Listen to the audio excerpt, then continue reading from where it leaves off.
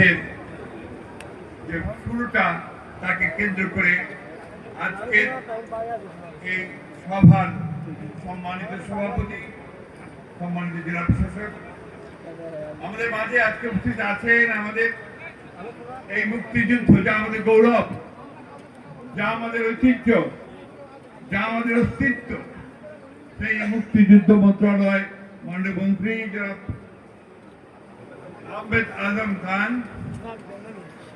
আরেকজন উপস্থিত আছেন যিনি একজন বিখ্যাত মুক্তিযোদ্ধা, ঢাকায় যিনি মুক্তিযুদ্ধের সময় পাক হানাদার বাহিনীকে তছনছ করে দিয়েছিলেন, সেই ক্যাক প্লাটুনের অন্যতম নেতা, ঢাকার নেতা, আপনারা সবাই তার নাম জানেন, সাদেক হোসেন খোকা সাহেবের পুত্র ইঞ্জিনিয়ার ইশরাক।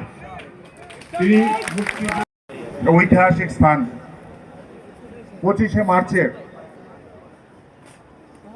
পাক হানাদার বাহিনী যখন আমাদের মানুষের উপর ঝাঁপিয়ে পড়েছিল, তখন চট্টগ্রামের হালি শহরের 8ম ইস্ট বেঙ্গল রেজিমেন্টের সহ অধিনায়ক বীর মুক্তিযোদ্ধা, বীর উত্তম, বাংলাদেশের সফল রাষ্ট্রনায়ক জিয়াউর রহমান তখন ঘোষণা করেছিলেন উই রিবোর্ন। পরবর্তীতে তিনি কালুরঘাট বেতার কেন্দ্র থেকে স্বাধীনতার ঘোষণা করে অন্যান্য মুক্তিযোদ্ধাদের সাথে যোগাযোগের পর তেলিয়াপাড়াতে general Osmani, Ziaur Rahman, Khaled Musharraf,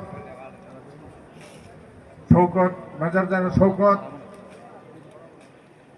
major general Shafiullah সহ তারা এখানে বসে মুক্তিযুদ্ধের বিভিন্ন সেক্টরকে বিভক্ত করে মুক্তিযোদ্ধাদের সাথে নিয়ে ঠান্ডা লেগেছে, বক্তব্য শুনব মাননীয় মন্ত্রী, মাননীয় প্রতিমন্ত্রীর।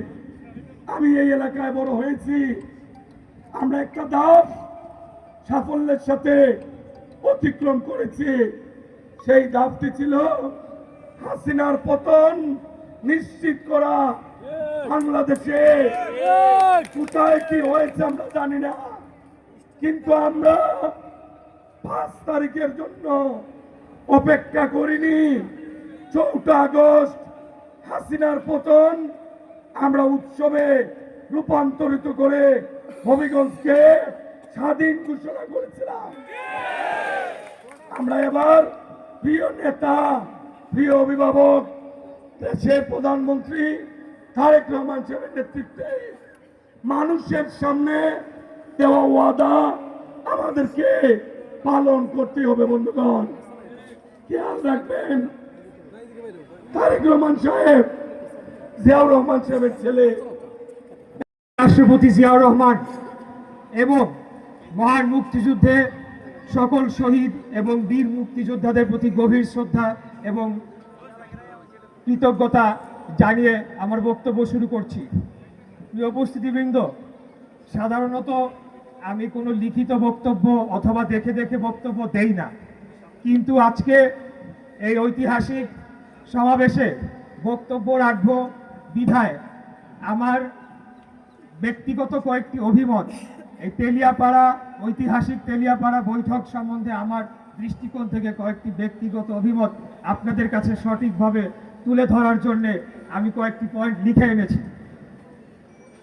প্রিয় উপস্থিতিবৃন্দ, আজ আমরা একত্রিত হয়েছি মহান মুক্তিযুদ্ধের অন্যতম গুরুত্বপূর্ণ অধ্যায় তেলিয়াপাড়া বৈঠককে স্মরণ করার লক্ষ্যে। এই তেলিয়াপাড়া বৈঠকে মহান মুক্তিযুদ্ধের গুরুত্বপূর্ণ সামরিক কৌশল গ্রহণ করা হয়েছিল। মুক্তিযুদ্ধের সকল সেক্টর কমান্ডারগণ এবং সামরিক নেতৃবৃন্দ এই তেলিয়াপাড়া বৈঠকে উপস্থিত হয়েছিলেন এবং পর্যায়ক্রমে এবং ওনার শত ব্যস্ততার মধ্যেও চমৎকার নীতি নির্ধারণী বক্তব্য রেখে গেছেন আমাদের সেই প্রিয় নেতা,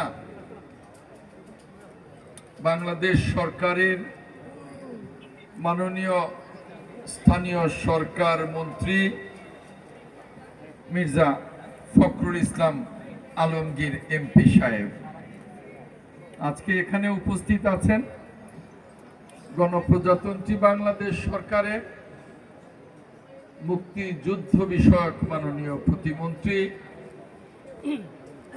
আমাদের মুক্তিযুদ্ধের সময় যিনি ঢাকার মুক্তিযোদ্ধা রণাঙ্গনকে নেতৃত্ব দিয়েছেন, আমার অত্যন্ত শ্রদ্ধাভাজন, আমার সাথে খুব চমৎকার সম্পর্ক ছিল। সেই বীর মুক্তিযোদ্ধা, ঐক্যবদ্ধ ঢাকার সাবেক মেয়র, সাবেক মন্ত্রী, শ্রদ্ধেয় মরহুম সাদেক হোসেন খোকা ভাই সুযোগ